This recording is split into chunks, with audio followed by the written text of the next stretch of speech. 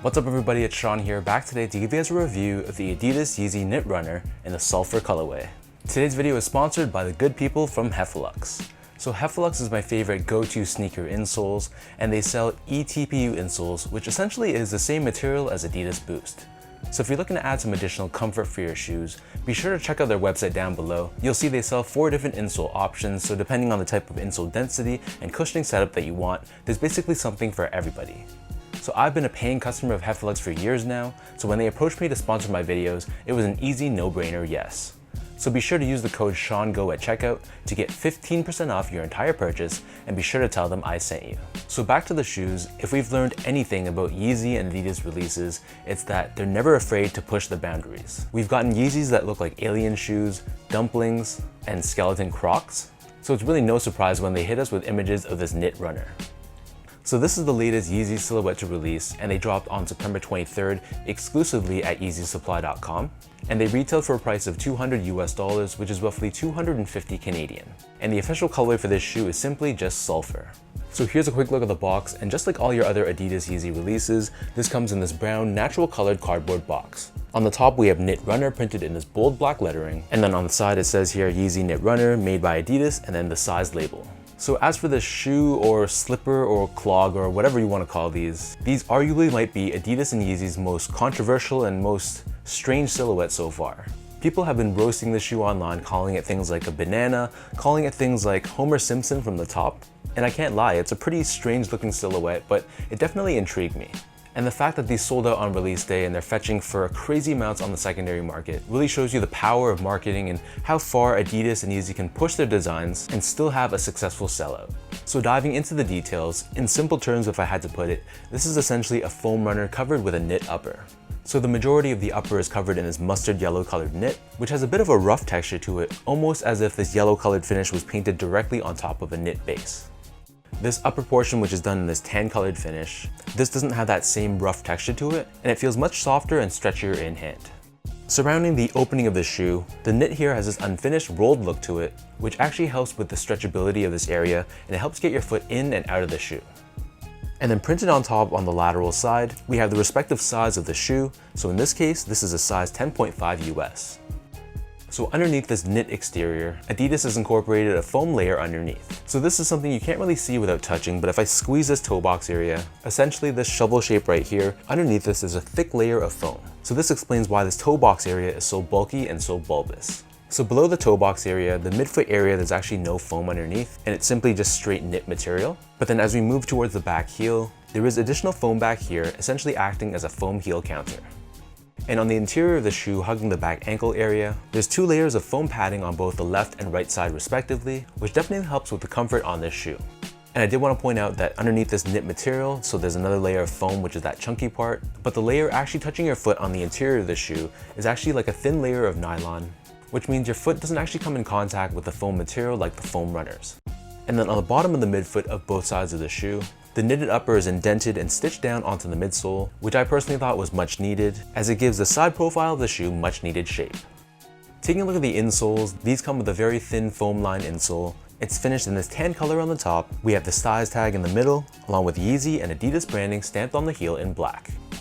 So the upper of these knit runners sits atop this encased foam midsole, and to be honest, I'm not sure if the midsole is actually made out of Boost or if it's just a standard EVA foam, for example, but either way, it's also covered in knit just like the rest of the upper. And then turning the shoe over to the bottom, here we have your outsole, which is entirely constructed out of this sulfur colored rubber. We have this wavy traction pattern that runs from heel to toe, along with the Adidas Performance logo on the back heel. So that breaks down the look and the construction of these knit runners. And $1,000,000 question I'm sure you guys are dying to know is, how do these fit? So I'm a true size 10, slightly on the wider side, and on Yeezy Supply they recommended at least going a half size up for this pair. So I got these in a 10.5, and I'd say that they fit, but they're still pretty snug overall. So I feel like if you want a more roomy and generous fit, you can probably go up a full size, but if you like more of a snug one-to-one contained fit, then half size up should be good. To give you guys a point of reference, I also wear a 10.5 in the Yeezy 350 V2, along with the 700 V1 and V3. And in comparison, I stick true to size in the 350 V1, the 700 V2, as well as the Adidas Foam Runner 2. And I want to point out, if you look at the shape of this shoe, it's very narrow in the midfoot area, and then it looks quite bulbous on the forefoot. However, the foam padding is quite thick in this toe box area, so even though it looks very generous, it still fits pretty snug overall. Moving on to comfort, I gotta say this shoe is pretty comfortable. Straight out of the box, the underfoot feeling was pretty soft, especially on the back heel area. But again, this shoe felt pretty snug and contained, so I didn't really feel like my foot had that much wiggle room or breathability. And this very chunky foam toe box was very thick and very sturdy, which meant this shoe felt pretty stiff and it didn't give me that much flexibility. Finally, in terms of the overall quality and craftsmanship, so the material quality was pretty basic. It's just your basic knit upper, so it didn't feel bad, but it also didn't feel like it was anything premium either. But in terms of the overall build on this shoe, I didn't have any issues with my pair at all, so from that standpoint, it was pretty solid.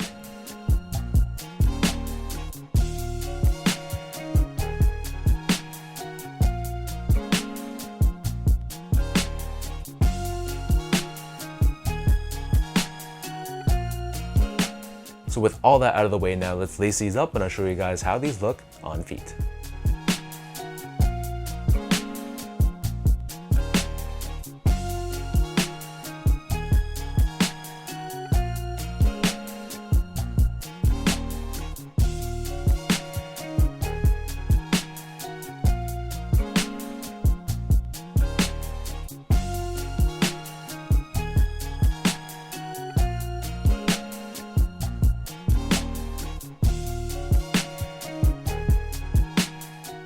Whether you love the design of this pair or whether you hate it, it seems like Adidas and Kanye have reached their objective and they have the sneaker community talking.